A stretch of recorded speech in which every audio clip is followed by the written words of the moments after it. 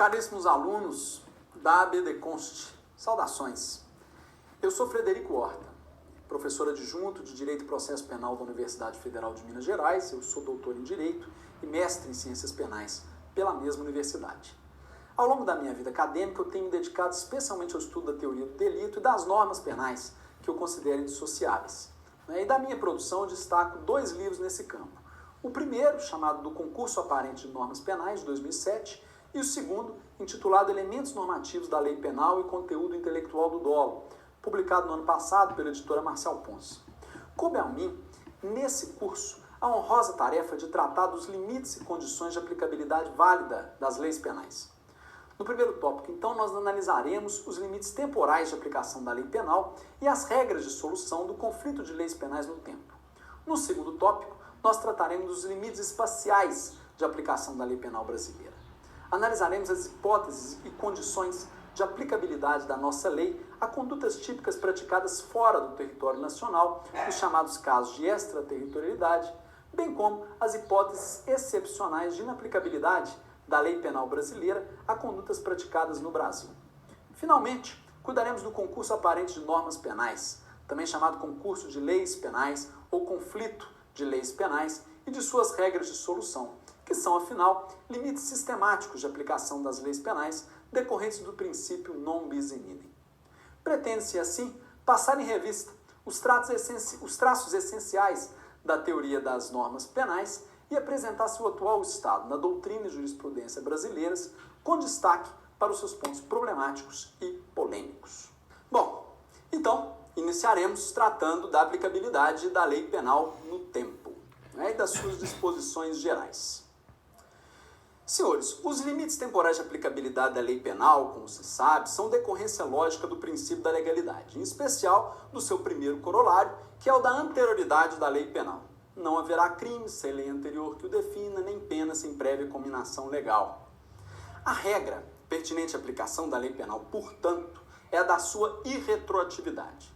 A ampliação legal do poder punitivo jamais terá eficácia retroativa, em nome da segurança jurídica elementar de qualquer Estado de Direito, que tem no princípio da legalidade uma das suas bases fundamentais. Uma nova lei penal que incrimina uma conduta, agrave as consequências penais de um crime, amplia suas condições de punibilidade ou âmbito de aplicabilidade de normas penais, portanto, só será aplicável aos fatos ocorridos após a sua entrada em vigor.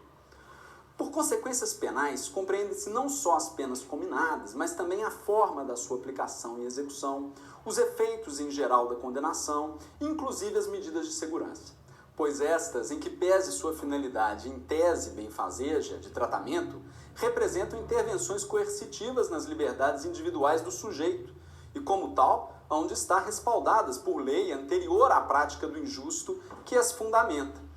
Nem sempre foi assim na nossa lei penal, no Código Penal de 1940, na primeira versão da parte geral, no seu artigo 75, havia disposição a esse respeito, dizendo que as medidas de segurança se aplicavam à lei imediatamente, a lei tinha aplicabilidade imediata, o que, de fato, contrariava toda a ideia de legalidade do exercício do ius puniendi, de todo tipo de resposta coercitiva ao delito. Felizmente, a partir de 1984, esse dispositivo foi extirpado da nossa parte geral.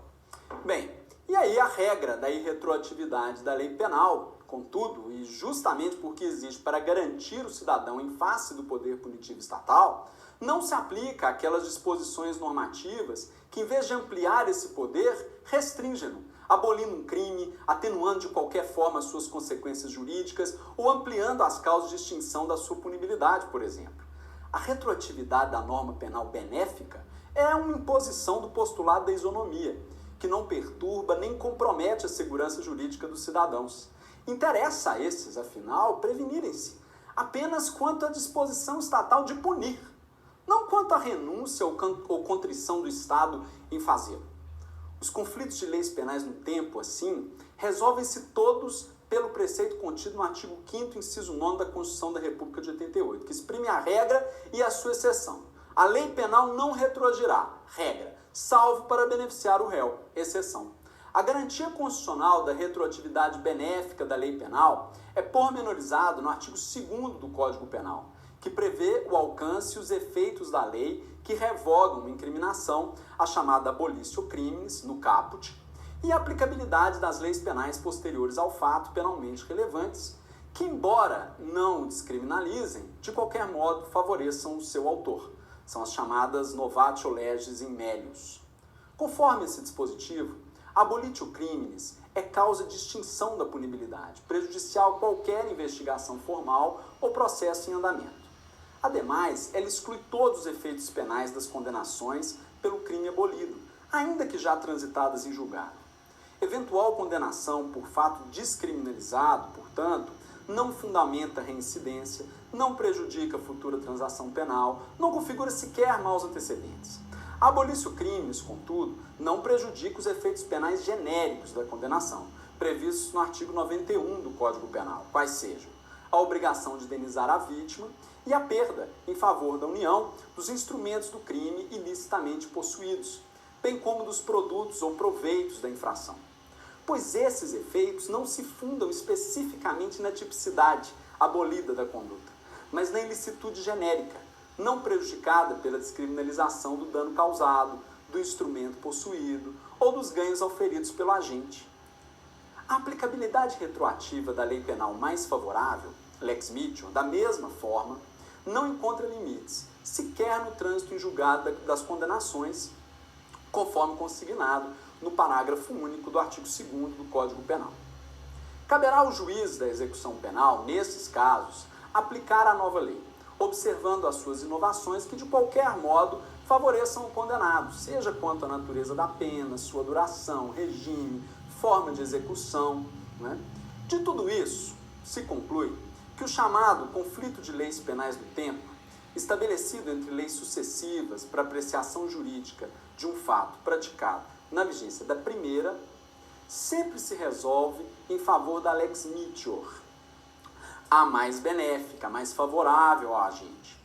Pois por força dos dispositivos constitucionais e legais citados, ela terá ultratividade, quando for a lei do tempo do fato, e retroatividade quando suceder a lei do tempo do fato mais gravosa. Isso vale, inclusive, nos casos em que a lex Mitchell não seja nem a do tempo do fato, nem a do tempo do seu julgamento, mas uma lei intermediária, que tenha tido vigência entre essas duas.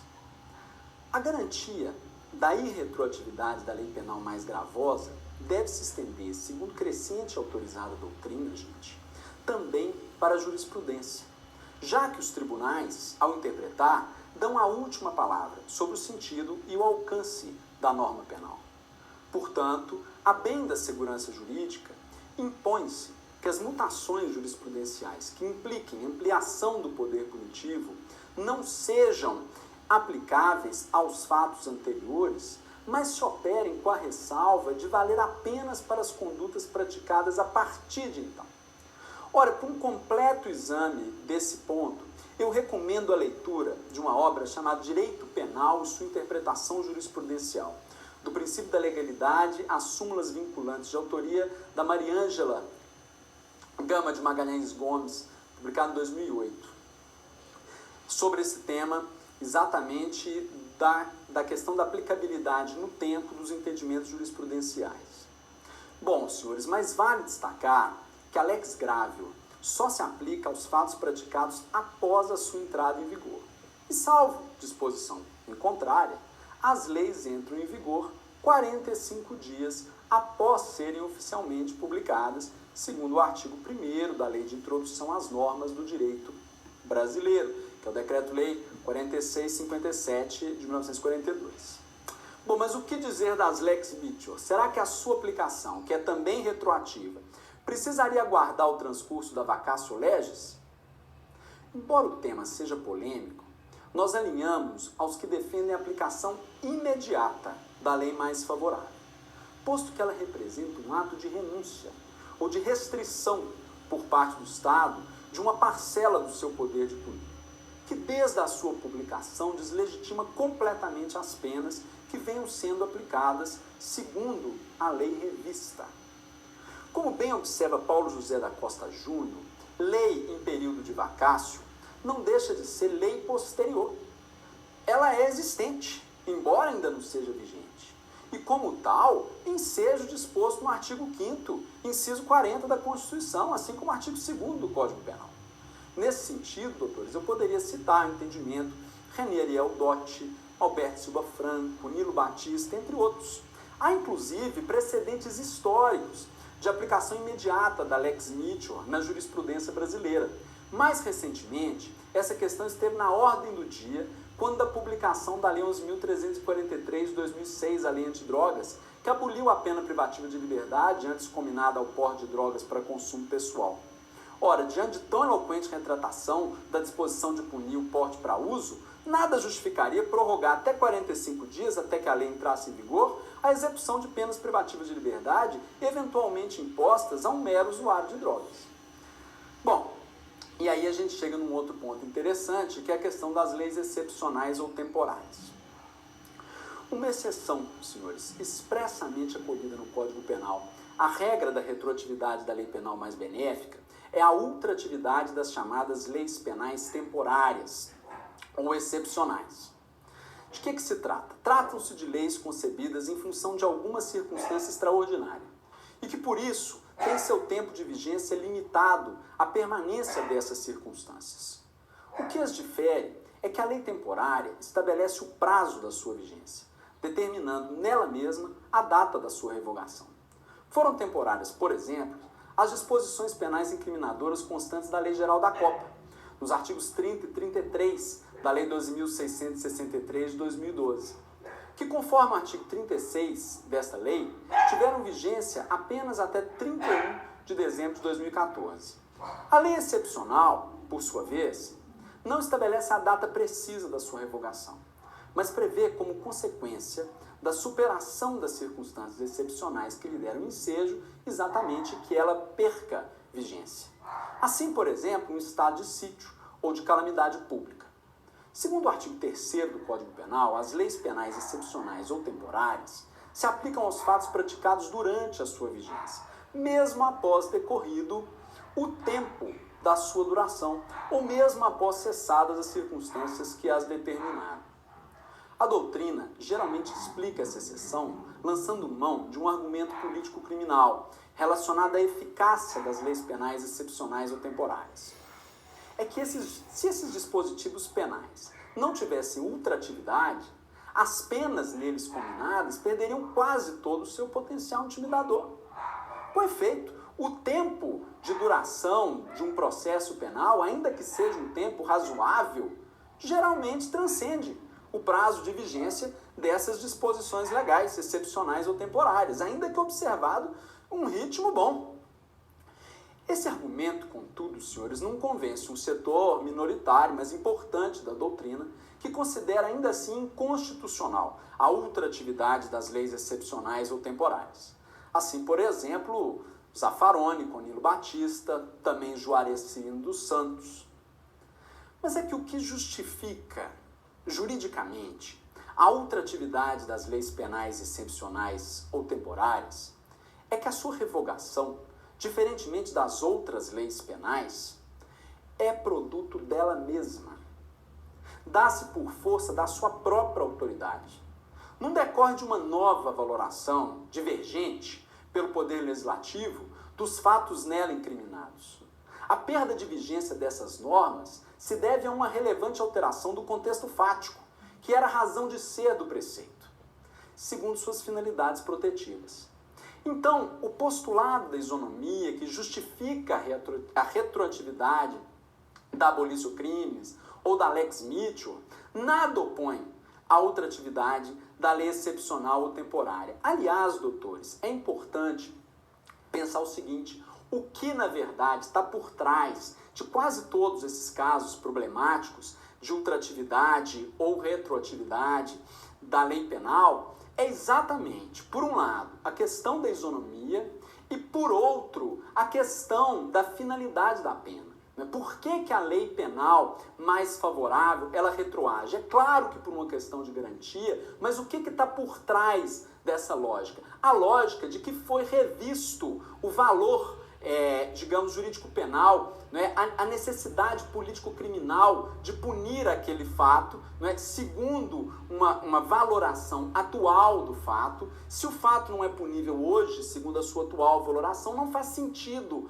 não há razões, em geral, para punir sua prática anterior, não é? Bom, e é isso que ocorre quando uma lei penal ela é, de fato, revista por uma nova valoração legislativa. Mas em se tratando da lei penal excepcional temporária, essa nova valoração do fato, essa revaloração do fato que aconteceu no passado, ela não se dá. Pelo contrário, o fato ocorrido no passado, ele continua sendo um fato ofensivo ao bem jurídico por conta das circunstâncias excepcionais em que ele foi praticado no passado. Por isso é que o postulado da isonomia, que justifica a retroatividade da abolição crimes ou da lex Mitchell, nada opõe à outra atividade da lei excepcional ou temporária. A divergência de tratamento jurídico entre condutas praticadas durante e após o término de vigência dessas leis penais se justifica pela diversidade do contexto de uma e de outra.